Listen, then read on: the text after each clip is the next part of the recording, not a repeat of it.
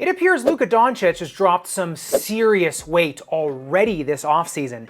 The internet says it'll make him faster, more agile. But what if I told you it might actually hurt the footwork responsible for the most lethal parts of his game? Because if you think losing weight automatically makes you move better, Luka's game proves almost the exact opposite in his case. And maybe in your case too. So before his recent weight loss, Luka came in about 6 foot 6 inches and weighed approximately 230 pounds, at least according to the NBA. And this particular frame was subject of, let's say, debate around the internet and in his former team's front office. But whatever you think about it, you can't deny the kind of mastery he has. And his body composition, it's a huge part of that puzzle.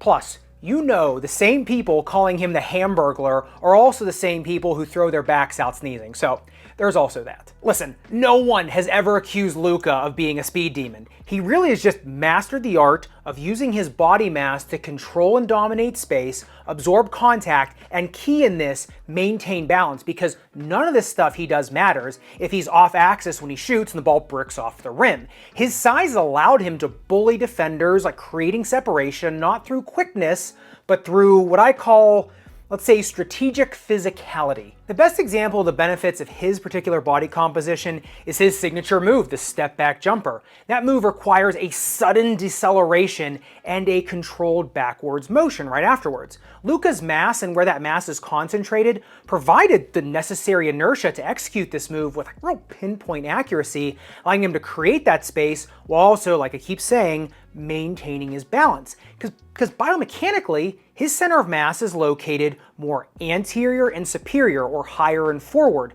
due to his upper body weight. This body composition allowed him to create and absorb contact, like I said, like a broken record, while also maintaining balance. And moreover, his ability to anchor himself, and by planting his lead foot firmly into the ground and using his body weight to resist defensive pressure, was a direct result of that frame, that physique.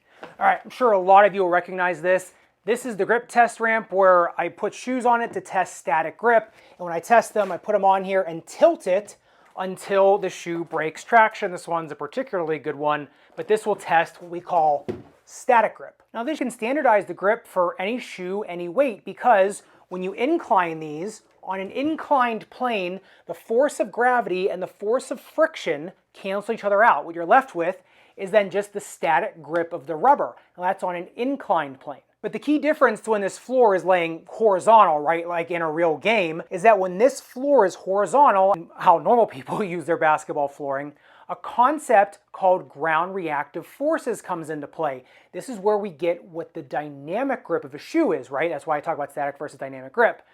But those ground reactive forces are now coming into play, which means that for every force you exert on the ground, that ground is now going to exert an equal and opposite force back at you. So think about it, when Luka goes to plant and throws all that force into the ground, it is giving him a crazy strong grip now, an anchor point. Think of it like a bowling ball on a lane versus a soccer ball. Which one is easier to manipulate or knock off course?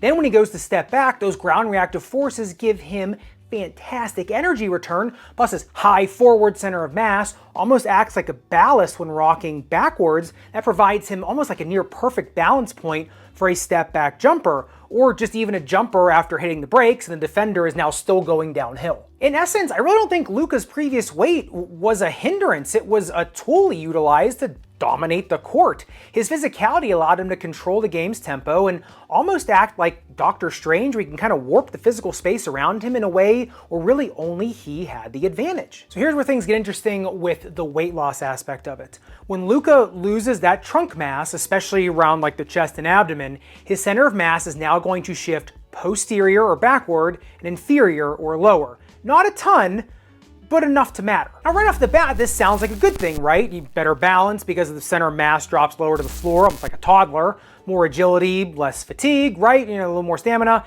And sure, if you're standing still or, not playing basketball against some of the biggest people in the world, yeah, that's probably true. But here's the twist. In motion, that lower, more posterior center of mass actually changes how you move. Luka might now decelerate faster, which sounds great, but faster isn't always better. Because if you can't control that deceleration, you don't plant, you actually start to drift.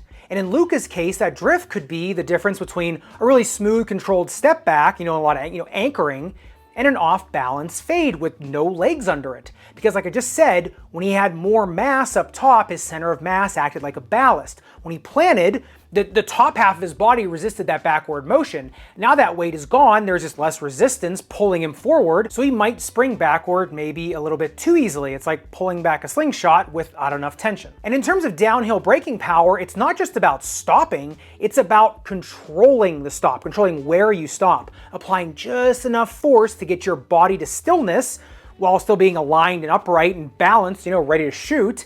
If Luka's lighter frame can't generate the same downward force into the ground, he's not going to get the same ground reactive force coming back up.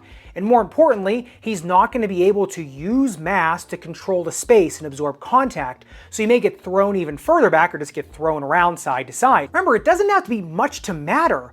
But in his case, the less input he has, the less input he's putting into the situation, the less mass he has to throw around, the less control he may also have. And with how accurate Luka is, I'm just not sure the trade-off for a bit of quickness is enough to offset that loss. But there is a way for him and you to have your cake and eat it too, and it all comes from our good friend, MJ. Now Jordan had the opposite problem to Doncic. He was too small. He was getting bullied around. No one thought he could last in the league. They thought he was just going to get beat up. That's when he started talking to Tim Grover. And regardless of what you think about Tim Grover, if you have an opinion of him yet, I certainly don't agree with everything he says. And his book, Relentless, it's an entertaining read, put it that way. Whether or not you agree with it or you come away liking him more or not liking him more afterwards, that's another discussion. He is a fascinating character. But, he really was the one who identified in Jordan that Jordan needed more mass, especially upper body. And Jordan was saying, hey, you're crazy. I am going to lose my shot. I'm going to have too much mass, right? I'm going to throw my shot off. He was able to train him up and get him, number one, flexible enough to continue, shooting the way he does and keeping his same proprioception balance point, but also gave him enough mass, right, to be able to take contact, right, and be able to get through that contact and finish through contact. And so it's interesting how like Jordan and Luka kind of have this Benjamin Button thing going on where they're kind of like meeting in the middle here. I think right now you're not seeing kind of the final revenge body of Luka Doncic, for the Mavs.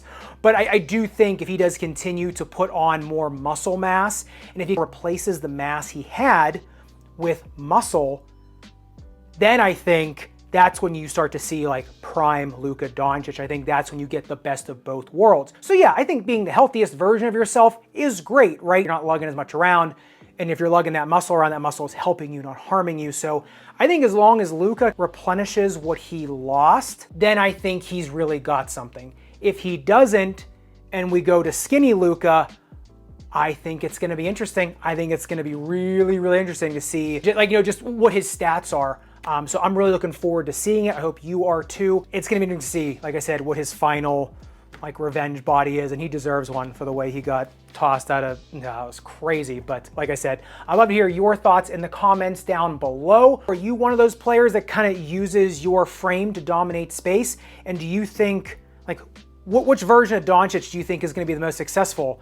More Mavs Doncic, skinny Doncic, or more of like the MJ Doncic? I'd love to hear what you think down below. And if you are trying to emulate Luka's footwork and want to see all that goes into it, I do have a free gait pack at footdrzack.com. It's a free digital download that shows you all the features of Luka Doncic's footwork, how you can emulate it with yourself, which shoes I think are the best match for that. So I'll leave that linked in the description below. And if you do want to see why Luka keeps wearing the Luka 1 versus more of his more recent shoes, or if you want to see how I think Jason Tatum actually tore his Achilles tendon and how you can avoid it in yourself, make sure to click into either of these videos up above and subscribe down below. I'll see you in one of those videos.